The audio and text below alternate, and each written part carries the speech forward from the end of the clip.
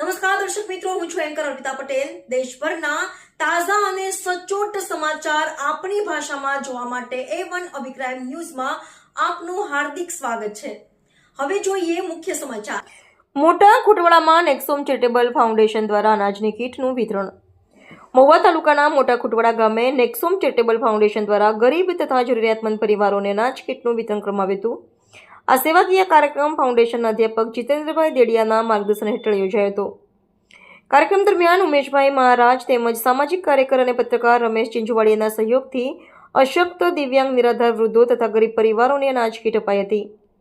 લાભાર્થીઓએ ફાઉન્ડેશનનો આભાર વ્યક્ત કરતા જણાવ્યું કે આવી માનવીય સેવાની પ્રવૃત્તિ ગામમાં સતત ચાલુ રહેવી જોઈએ।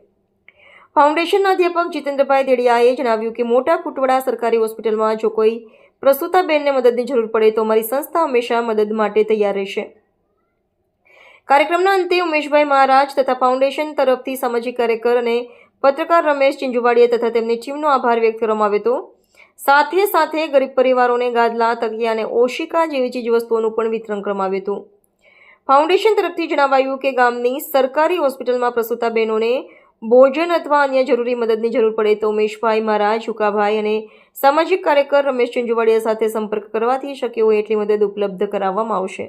રિપોર્ટર સરફરાઝ ખોખર, અમરેલી।